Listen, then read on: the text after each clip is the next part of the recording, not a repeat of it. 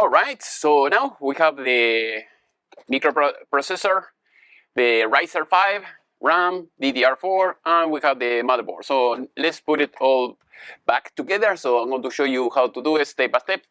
So basically, when you have the processor here, it could be any brand. So you take it out of the box, and it should have the heatsink.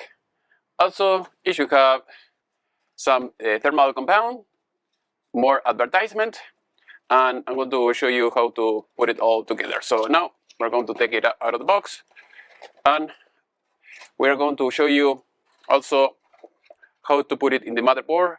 Also, another thing that you have to keep in mind is if you don't have, for instance, a strap, or you don't have the gloves, the anti-static gloves, just make sure just you treat everything like you have a static on your body. So basically, I don't like touching the pins or anything like that. The same thing here. If you put your finger here, it's not going to transmit the heat properly. So here we have the motherboard.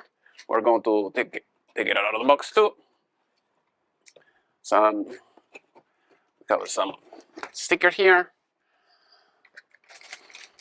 And usually we're going to have here a few components: the motherboard itself, the board, the cable, the SATA cable, and that is becoming more and more obsolete. Also, we are going to have the manual, some paperwork, the drivers that are kind of obsolete, because most of the new computers, they don't have even DVDs anymore, but just in case, you have to have it. And here you have the support. This is a small bracket for the new format of SATA drives or NVMe. Here you have the bracket for the new type of SATA drives, or it could be for the other format of drives that goes directly into the motherboard. So make sure you don't lose this.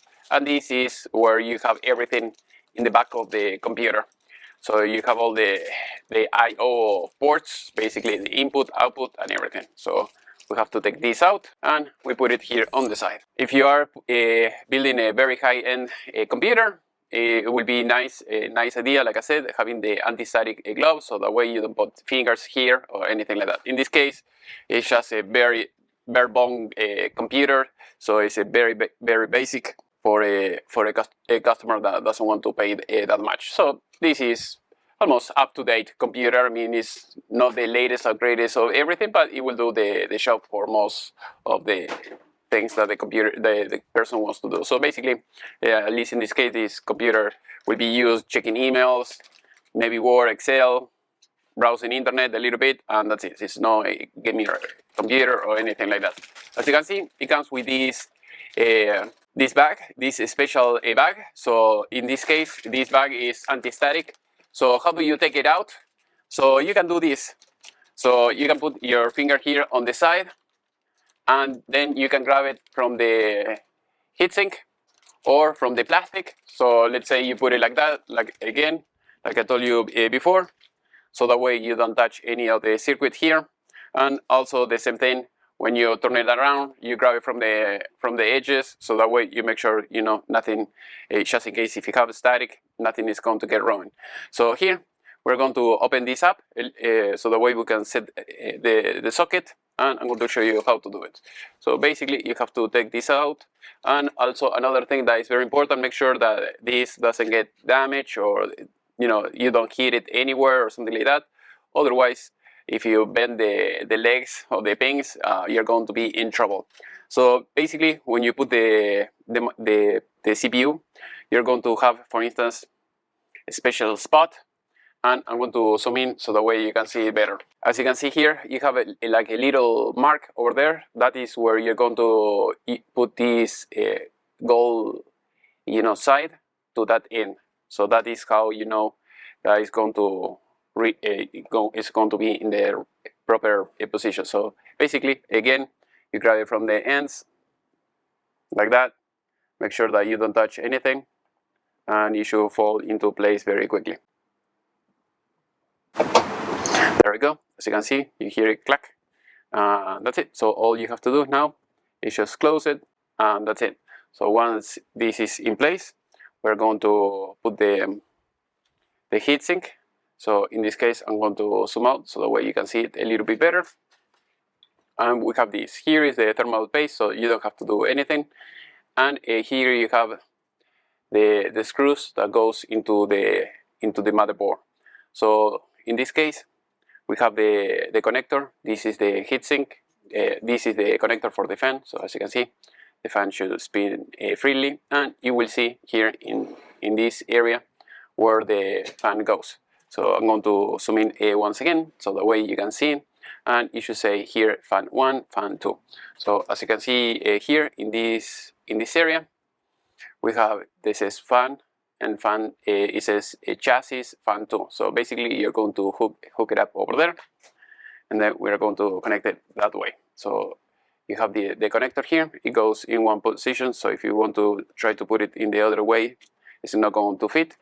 So it has a place here, a special gap where it's going to show you how it goes. So you put it like that, and you should be set. Now we have to do the same thing with the rest. So I'm going to zoom out so that way you can see. In this case, we are going to remove these screws that you see here, so that way we're going to be able to see the heatsink. Usually the heatsink that is made for AMD, it grabs in this type of locking mechanism that you see here, this piece of plastic that you see here. So you should grab it from here to the other end, but if you don't have it, you can use this, as you can see here, with this type of screws that you see here, so it will be easier. So now we have to take this out. So if I am in US, if you need any tools or anything like that, you can contact me, and then I can send it to you via FedEx, DHL, or anything like that. So basically this is a regular screwdriver with a motor. So if you want to make it faster, you can use this. And there we go. And in the other side, just in case if you didn't pay attention, you have this plate that will stay in place. This is the locking mechanism that it will be in that side. So now we're going to leave it the way it was.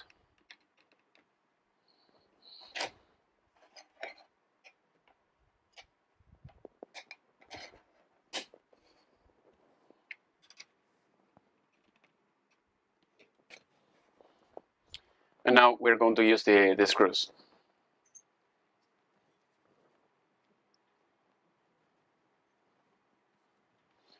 So basically, because this is a rectangle, so if you see here, you have to put the closest distance here in this area, and the same thing in the other area.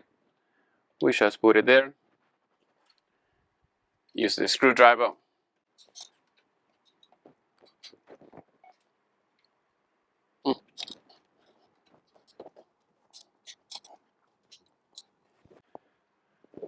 All right. Once you put the screws in, as you can see, it should stay in place. I prefer the other method. It was easier instead of having 4, and also if you have to build like a lot of them, it's easier. You have just a little piece of metal that will hook up here, and then in the other end, and that's it. Way easier than dealing with 4 screws. Here I have another computer, but it's an AMD, so it's going to be the same thing, but with a different type of heatsink. So basically, I'm going to take this out. It's dusty. That is what you're going to expect when you are, fixing an old computer. So basically, here you have the clamps here in this area and here, and you have these on this side. So you have these here, and you have here in the other end. So basically, you have to put one in one area, in one end, and then you have to do the same thing in the other one. So basically, as you can see here, it fell in place. Now you have to make sure that it's completely flush. So as you can see here, it's flush here. And now you have to put it like that here. And then you have to move it towards the right, so that way it will stay in place. It will be firm and tight. As you can see, I can move it and it's not going anywhere. So I prefer this method. Is easier because you have one end and you have the other one.